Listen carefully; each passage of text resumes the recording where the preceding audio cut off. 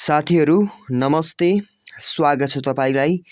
आज प्रदेश लोक सेवा आयोग कोशी प्रदेश विराटनगरको प्रदेश निजामती सेवा अन्तर्गतका यो अप्राविधिक तर्फका प्रशासन सेवा, सामान्य प्रशासन तथा लेखा समूह सहायक स्तर चौथो तहका पदहरूको खुला प्रतियोगितात्मक परीक्षाको पाठ्यक्रम लिएर उपस्थित भइसकेको छु र धेरै साथीहरूले आग्रह गर्नुभएको थियो कि 7वटै प्रदेशको पाठ्यक्रम हामीलाई जानकारी गराइदिनुहोस् भनेर भन्नुभएको थियो र तपाईँहरूको आग्रहमा मैले आजको यो भिडियो बनाइरहेको छु। र आज चाहिँ मैले कोशी प्रदेशको चौथौ तहको यो अप्राविधिक तर्फको चौथौ तहको पाठ्यक्रम मैले यहाँ तपाईँहरूलाई जानकारी गराइरहेको छु। पाठ्यक्रमलाई चाहिँ विभिन्न तरिकाले विभाजन गरिएको छ। प्रथम चरण, द्वितीय चरण र अन्तिम चरण गरेर 3 चरणमा विभाजन गरिएको छ यो चौथौ तहको पाठ्यक्रमलाई। र प्रथम चरणमा चाहिँ लिखित परीक्षा अन्तर्गतको यो वस्तुगत हुन्छ, अनि द्वितीय चरणमा चाहिँ यो विषयगत हुन्छ र अन्तिम चरण भनेको कम्प्युटर परीक्षण यानि कि प्र्याक्टिकल र अन्तर्वार्ता यानि कि इन्टरभ्यू हुने गर्दछ। र यो परीक्षाको योजना कस्तो रहेको छ भन्दा यो प्रथम चरणमा चाहिँ वस्तुगत हुन्छ। वस्तुगत भन्न बित्तिकै सामान्य ज्ञान होइन, प्रथम पत्र हुन्छ। प्रथम पत्रमा चाहिँ सामान्य ज्ञान र सामान्य बौद्धिक परीक्षण जिकेआइके हुन्छ र प्रश्नको सङ्ख्या 50 रहने गर्छ र एक अङ्कको एउटा प्रश्नको 2 अङ्क प्राप्त हुने तरिकाले 50वटा प्रश्न प्राप्त भइसकेपछि र पूर्णाङ्क 100 हुन्छ, उत्तीर्णाङ्क 40 हुनेछ र यसको समय चाहिँ 45 मिनेटको रहने गर्छ। र अब आयो हामी द्वितीय चरण सेकेन्ड पेजमा चाहिँ कस्तो हुन्छ भन्दाखेरि यो द्वितीय पत्रमा सामाजिक अध्ययन, कार्यालय सञ्चालन तथा सामान्य गणित भन्ने हुन्छ र यसमा पनि उत्तीर्णाङ्क 40, पूर्णाङ्क 100 हुन्छ र यसमा चाहिँ परीक्षा प्रणाली कस्तो हुन्छ भन्दाखेरि विषयगत हुन्छ। यो द्वितीय पत्र भनेको लेख्नुपर्ने हुन्छ, लिखित परीक्षा हो। यो भनेको लिखित परीक्षा हो, विषयगत हुने गर्छ। छोटो प्रश्न र लामो प्रश्न हुने गर्छन्। छोटो प्रश्न 5 अङ्कका 12वटा प्रश्न सोधिने गर्छ र त्यसै गरी 10 अङ्कका 4वटा लामो प्रश्न सोधिने गर्छ। जम्मा चाहिँ 3 घन्टाको समय हुन्छ। त्यसै गरी अन्तिम चरण छ। अन्तिम चरण भनेको कम्प्युटरसिप परीक्षण र अन्तर्वार्ता हुन्छ, कम्प्युटर स्किल टेस्ट यानि कि इन्टरभ्यू। त्यसै गरी कम्प्युटरसिप परीक्षणको पूर्णाङ्क 10 रहेको हुन्छ। यो प्रयोगात्मक हो, 15 मिनट समय हुन्छ। त्यसै गरी व्यक्तिगत अन्तर्वार्ता भनेको चाहिँ यो इन्टरभ्यू हुन्छ। यो इन्टरनल इन्टरभ्यू हुने गर्छ। 30 अङ्क चाहिँ पूर्णाङ्क हुने गर्छ, मौखिक हुन्छ ओरल। र यहाँ भनिएको छ, यो द्रष्टव्यमा भनिएको छ, यो पाठ्यक्रम योजना र लिखित परीक्षा प्रथम चरण र द्वितीय चरण तथा अन्तिम चरण कम्प्युटरसिप परीक्षण अन्तर्वार्ता गरी 3 चरणमा विभाजन गरिएको छ भनेर भनिएको छ। प्रथम पत्र नेपाली वा अङ्ग्रेजी भाषामा हुनेछ भनेर भनिएको छ। त्यसै गरी लिखित परीक्षाको माध्यम नेपाली भाषा नेपाली वा अङ्ग्रेजी अथवा नेपाली र अङ्ग्रेजी दुवैमा हुनेछ भनेर भनिएको छ। त्यसै गरी वस्तुगत बहुवैकल्पिक भनेको मल्टिपल चोइस प्रश्नहरूको गलत उत्तर दिएमा यो प्रथम पत्रको लागि हो। प्रथम पत्रमा चाहिँ यो प्रश्नहरूको गलत उत्तर दिएमा प्रत्येक गलत उत्तर बापत 20% अङ्क कट्टा गरिनेछ, तर उत्तर नदिएमा चाहिँ त्यस बापत अङ्क पनि दिइने छैन र अङ्क कट्टा पनि गरिने छैन।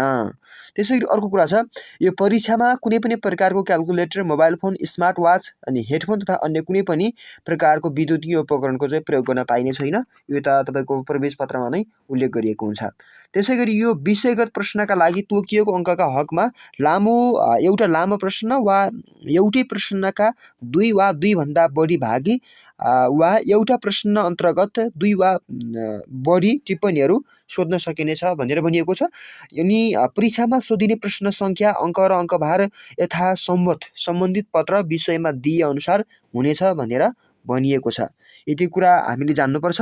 र अब चाहिँ हामीले जान्नुपर्ने विषय भनेको यो पाठ्यक्रम लागू भएको मिति चाहिँ 2080 जेठको 3 गतेबाट लागू भएको छ है। 2080 जेठको 3 गतेबाट यो नयाँ पाठ्यक्रम लागू भएको छ।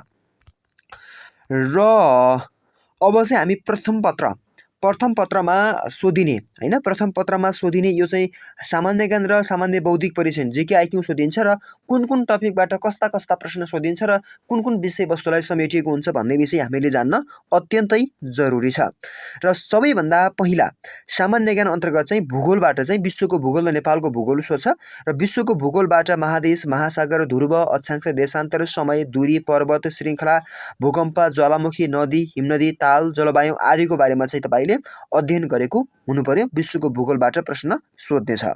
अनि नेपालको भूगोल अन्तर्गत भौगोलिक अवस्था, धरातलीय स्वरूप, प्राकृतिक सम्पदा अन्तर्गत चाहिँ जलस्रोत, जीवजन्तु, वनस्पति, माटो, खनिज पदार्थ, पहाड यी विषयमा अध्ययन गरेको तपाईले हुनु पर्यो। अब इतिहास अन्तर्गत चाहिँ इतिहासमा त यो प्रथम र द्वितीय विश्वयुद्धका घटना, कारण र परिणामहरू सोधिने, त्यहाँबाट प्रश्न सोध्छ। त्यसैगरी नेपालको इतिहासमा किराँतकाल, लिच्छविकाल र मध्यकाल, सामाजिक, सांस्कृतिक, आर्थिक एवं राजनीतिक अवस्था यी कालहरूको चाहिँ नेपालको इतिहासको चाहिँ यो सामाजिक, आर्थिक एवं राजनीतिक अवस्था सोध्ने भयो। त्यसैगरी अर्को छ नेपालको आधुनिक इतिहासबाट चाहिँ नेपालको एकीकरणदेखि हालसम्म राजनीतिक घटनाक्रम, सामाजिक, सांस्कृतिक र आर्थिक अवस्थाको बारेमा पनि तपाईले त्यहाँ प्रश्न सोधिनेछ, तपाईले अध्ययन गरेको हुनु पर्यो।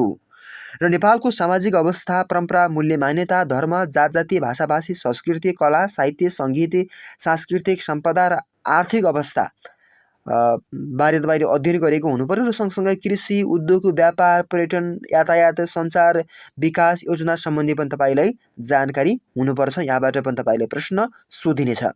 र यो अब थप कुरा के भयो भन्दाखेरि कोशी प्रदेशको भएका हुनाले कोशी प्रदेशको भौगोलिक, सामाजिक, धार्मिक, सांस्कृतिक, आर्थिक अवस्था सम्बन्धी जानकारी पनि तपाईसँग हुनुपर्छ।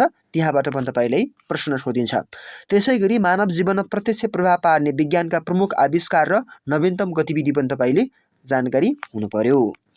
त्यो अर्को छ पर्यावरण, जैविक विविधता, दिगो विकास, जलवायु परिवर्तन, वातावरण व्यवस्थापन, प्रदूषण, जनसङ्ख्या, शहरीकरण, बसोबास, बसाइसराई, गरिबी, स्वास्थ्य अनि रोग, खाद्य र पोषण सम्बन्धी जानकारी पनि तपाईले यो सम्बन्धी जानकारी तपाईले अध्ययन गरेको हुनुपर्छ।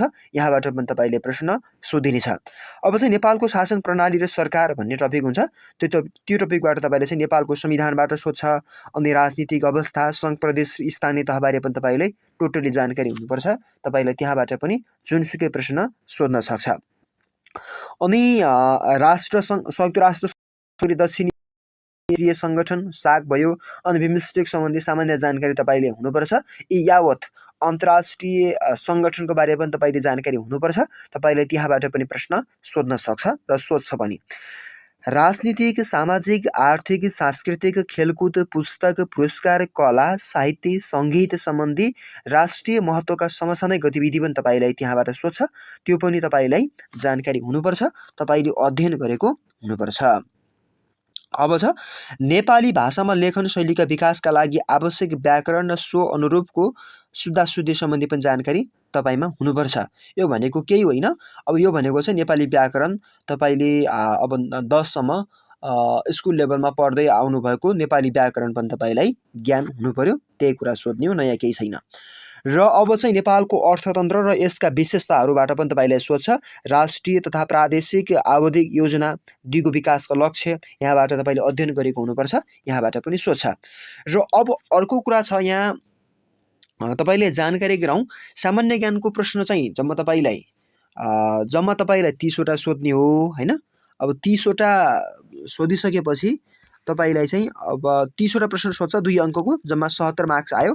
र यहाँ चाहिँ तपाईलाई 15वटा आइक्यू सोधिन्छ, जसमा आइक्यूलाई 3वटा खण्डमा विभाजन गरिएको हुन्छ है। यो भर्बल, नन भर्बल, त्यसैगरी यो अर्को चाहिँ यो के अरे अशाब्दिक, तार्किक भन्ने हुन्छ, त्यसैगरी मात्रात्मक, त्यसैगरी अर्को चाहिँ शाब्दिक भन्ने हुन्छ। यहाँबाट तपाईलाई सोधिन्छ। यो कुरा तपाईले चाहिँ अब कोडिङ, डिकोडिङ, त्यस पछाडि तपाईले चाहिँ यो भर्बल रिजनिङ को अन्तर्गत एनोलोजी, सिरिज, क्लासिफिकेसन, कोडिङ, डिकोडिङ यी तपाईले चाहिँ अध्ययन गरेको हुनुपर्छ। त्यसैगरी मात्रात्मक अथवा सङ्ख्यात्मक अङ्क सम्बन्धी तार्किक परीक्षणमा चाहिँ यो तपाईले चाहिँ अध्ययन गरेको हुनुपर्छ। सिरिज, एनोलोजी, क्लासिफिकेसन, कोडिङ, डिकोडिङ यी विषयमा तपाईले चाहिँ अध्ययन गरेको हुनुपर्छ। टाइम एन्ड वर्क आदि चाहिँ तपाईले डेट एन्ड क्यालेन्डर, त्यसैगरी प्रॉफिट लस अनि एभरेज गरेको हुनुपर्छ। त्यहाँबाट पनि तपाईँले आइक्यू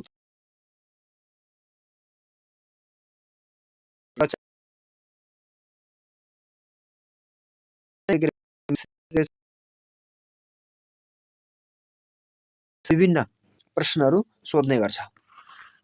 यो त भयो प्रथम चरणको विषयवस्तुबाट सोधिने प्रश्नहरू। अब यहाँबाट पनि एकाइहरू कुन एकाइबाट कुन एकाइ जीके 35वटा 35वटा जीके सोध्ने हो, अनि 15वटा चाहिँ के सोध्ने हो त आइक्यू सोध्ने हो। यति कुरा हामीले ख्याल गर्नु पर्यो। अब चाहिँ हामी जाउँ, यो त तपाईँको नमुना भयो होइन। तपाईँले यो चाहिँ नमुना प्रश्नहरू पनि आफै हेर्न सक्नुहुन्छ। यहाँ भिडियोलाई पज गरेर हेर्नु होला। अब चाहिँ म सेकेन्ड पेपरमा सोध्ने कुराहरूलाई जानकारी दिन्छु। सेकेन्ड पेपरमा कस्ता कस्ता प्रश्नहरू सोध्छ त, कुन कुन टपिकबाट सोध्छ भन्ने विषय पनि तपाईँले जान्न जरुरी छ। र यो द्वितीय पत्रमा सामाजिक अध्ययन कार्यालय सञ्चालन तथा सामान्य गणितबाट प्रश्न सोध्ने गर्छ। खण्ड क ख ग गरेर छुट्याइएको हुन्छ है। खण्ड क ख ग गरेर 3 खण्डमा छुट्याइएको हुन्छ। र खण्ड कमा चाहिँ सामाजिक तथा आर्थिक अध्ययन भन्ने हुन्छ। सामाजिक तथा आर्थिक अध्ययन भन्ने छ यहाँबाट चाहिँ नेपालको भूगोल, भौगोलिक स्थिति, धरातलीय स्वरूप, हावापानी, जनजीवनमा भौगोलिक अवस्थाको प्रभाव र यो नक्सा सम्बन्धी सामान्य जानकारी तपाईँले हुनुपर्छ। यहाँबाट प्रश्न सोध्ने गर्छ। तपाईँले यहाँबाट चाहिँ प्रश्न लेख्नुपर्ने हुन्छ, लेख्ने प्रश्न हो यहाँबाट फेरि। अनि कोशी प्रदेशको भौगोलिक, सामाजिक, धार्मिक, सांस्कृतिक, आर्थिक अवस्था सम्बन्धी जानकारी तपाईँलाई हुनुपर्छ। अर्को छ नेपालको राजनीतिक विभाजन, सरकारका तहहरू र विविधतामा एकता, यी पनि तपाईँले अध्ययन गर्नुपर्छ। त्यसै गरी नेपालको विकासका पूर्वाधारहरू शिक्षा, स्वास्थ्य, यातायात, सूचना प्रविधि, खानेपानी, विद्युत तथा अन्य ऊर्जाका स्रोतहरू, यसको अवस्थाबारे तपाईँले अध्ययन गरेको हुनुपर्छ। र यसै गरी नेपाली समाजका परम्परा, सामाजिक मूल्य र मान्यता, प्रचलित प्रमुख धर्म, जात जाति, भाषा भाषी र संस्कृति तपाईँले यहाँबाट पनि अध्ययन गर्नैपर्छ, प्रश्न सोध्छ नै। अनि सामाजिक समस्या र विकृतिहरू तथा सुधारका उपायहरू पनि तपाईँले यहाँबाट सोध्ने भइहाल्यो। जस्तो यो चाहिँ अब यो सती प्रथा, बहुविवाह, बाल विवाह, दाइजो प्रथा, यी विविध विषयमा पनि तपाईँलाई सोध्ने गर्छ। अनि यो सामाजिक द्वन्द्वका कारण, असर र द्वन्द्व व्यवस्थापनका उपाय, यो चाहिँ तपाईँले जानेको हुनुपर्छ, पढेको हुनुपर्छ। त्यहाँबाट पनि सोध्छ। नेपालको संविधान सम्बन्धी सामान्य जानकारी पनि तपाईँमा हुनुपर्छ।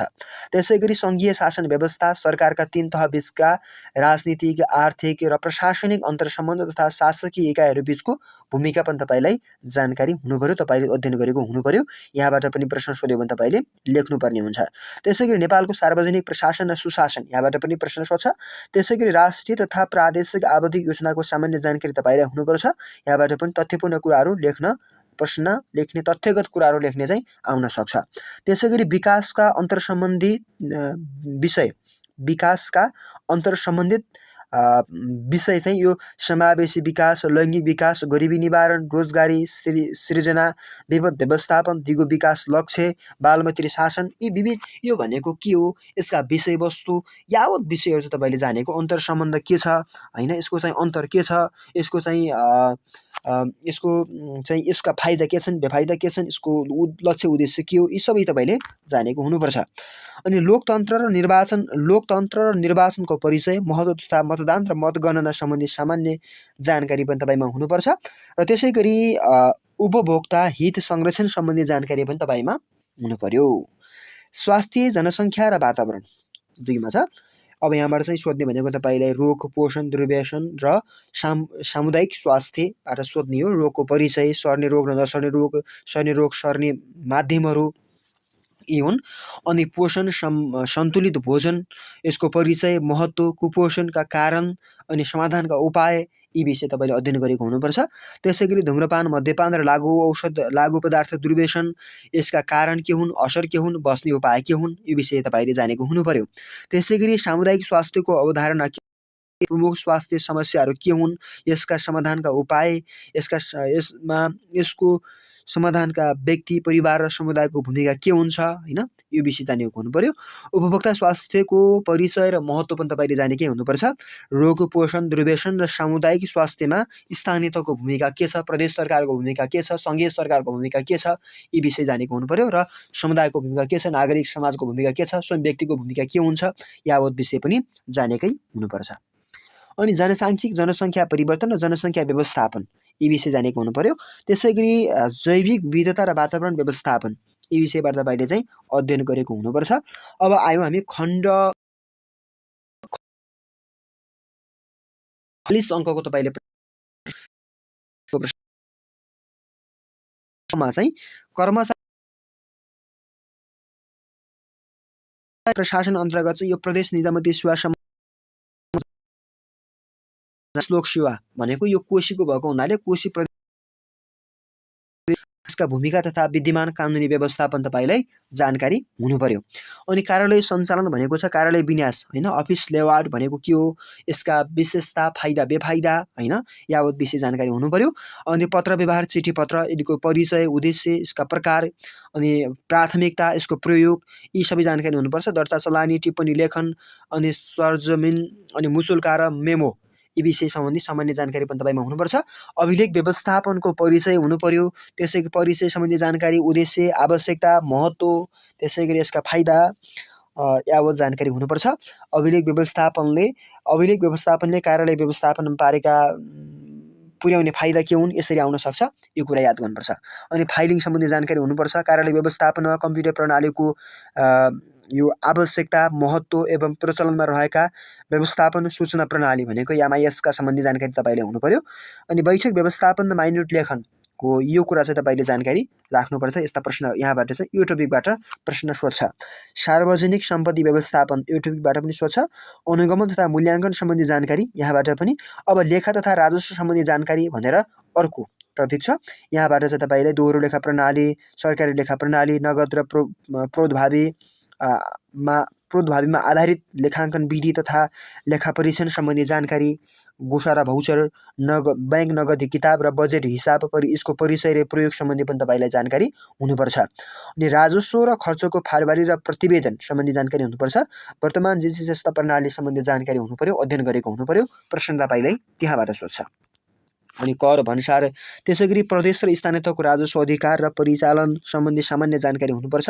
अनि अन्तर सरकारी वित्त हस्तान्तरण सम्बन्धी जानकारी हुनु पर्यो। प्रदेश र स्थानीय तहको आर्थिक कार्यप्रणाली सम्बन्धी जानकारी हुनु पर्यो। सार्वजनिक खरिद सम्बन्धी जानकारी, त्यसै गरी कोशी प्रदेश सरकारको यो सङ्गठन संरचना सम्बन्धी जानकारी। अनि अब चाहिँ छ यो सार्वजनिक सेवा प्रवाहको परिचय महत्त्व, त्यसै गरी यसको सेवाग्राहीहरूको कर्तव्य, सेवाग्राहीप्रति कर्मचारीको व्यवहार र आचरण कस्तो हुनुपर्छ भन्ने कुरा पनि तपाईँलाई जानकारी हुनुपर्छ, अध्ययन गरेको हुनुपर्छ।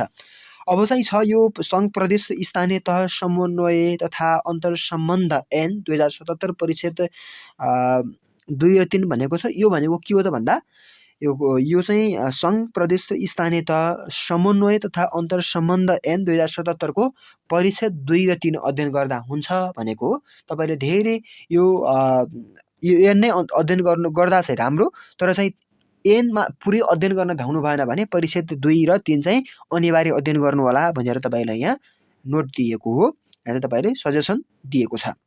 अनि स्थानीय सरकार सञ्चालन ऐन 2074 सम्बन्धी पनि तपाईँलाई जानकारी हुनुपर्छ, तपाईँले त्यो पनि अध्ययन गर्नु होला, त्यहाँबाट पनि प्रश्न सोध्छ। अनि भ्रष्टाचार निवारण ऐन 2049 को सामान्य जानकारी भनेको छ, योबाट पनि तपाईँले प्रश्न सोध्छ। प्रदेश सुशासन व्यवस्थापन तथा सञ्चालन ऐन 2076 र सोको नियमावली 2079 सम्बन्धीबाट तपाईँले त्यहाँबाट पनि प्रश्न सोध्छ। अब आयो हामी खण्ड गमा, यहाँ चाहिँ 20 अङ्क भारको प्रश्न सोध्ने गर्छ। अब यसमा त केही छैन, सामान्य गणितीय कुराहरू हुन्। अब गणितका आधारभूत क्रियाहरू तथा एकीक नियम भनेको छ। अनि त्यस पछाडि मतलब भिन्न दशमलव प्रतिशत सोध्ने हो, नाफा नोक्सान र छुट, कर कमिसन र ह्रासकट्टी, साधारण ब्याज, औसत, मध्यक र मध्यिका यीबाट प्रश्न सोध्ने गर्छ। मैले भनिसकेँ यहाँ खण्ड कबाट चाहिँ तपाईँलाई जम्मा प्रश्न 6वटा सोध्ने हो। खण्ड कबाट 6वटा, खण्ड खबाट 6वटा र खण्ड गबाट 4वटा गरेर जम्मा चाहिँ तपाईँलाई 16वटा प्रश्न सोध्ने गर्छ। जम्मा चाहिँ 100 पूर्णाङ्कको हुने गर्दछ। अब यहाँ प्रश्नका यो तृतीय पत्रमा यो चौथौ तहको कोशी प्रदेशको अपराविधिको चौथौ तहमा सोध्ने यो चौथौ तहमा सोधिने दोस्रो द्वितीय पत्रमा सोधिने प्रश्नको नमुना चाहिँ यहाँ दिएको छ, पाठ्यक्रमै तपाईँलाई उल्लेख गरिएको छ। यी हेर्नु होला, यसरी चाहिँ यी प्रश्न अध्ययन गर्नुभयो भने तपाईँले थाहा पाइहाल्नुहुन्छ। यी कुराहरूलाई ध्यान दिएर हेर्नु होला। यति हो। तपाईँले चाहिँ एकदम ध्यान दिएर चाहिँ पाठ्यक्रमलाई अध्ययन गर्नु होला। सबैभन्दा पहिला तपाईँले पाठ्यक्रम जानेको हुनुपर्छ, पाठ्यक्रम एकपटक हेरेको हुनुपर्छ। पाठ्यक्रम जान्नुभयो भने तपाईँले पाठ्यक्रमसँग सम्बन्धित पुस्तक राम्रो पुस्तक छानेर तपाईँले चाहिँ पढ्नुभयो भने तपाईँले तपाईँको योजना सफल हुनसक्छ र तपाईँले चौथौँ तह कोशी प्रदेश चौथौँ तहको परीक्षा तपाईँले सफल तरिकाले सहज तरिकाले तपाईँले सम्पन्न गर्न सक्नुहुन्छ। तपाईँ सफलता तपाईँले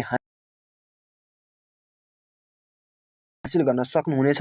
र यो थियो कोशी प्रदेशको चौथौँ तहको पाठ्यक्रम। चौथौँ तहको पाठ्यक्रम तपाईँमाझ मैले आज राखेँ। र तपाईँले आजको भिडियो कस्तो लाग्यो, जस्तो लाग्यो त्यस्तै सल्लाह सुझाव अनि प्रतिक्रिया दिन नभुल्नुहोला। र यस्तै सामग्री लिएर हामी फेरि पनि आउनेछौँ। आजको यो भिडियोबाट भने हामी सम्पूर्ण टिम बिदा हुन्छौँ। नमस्कार।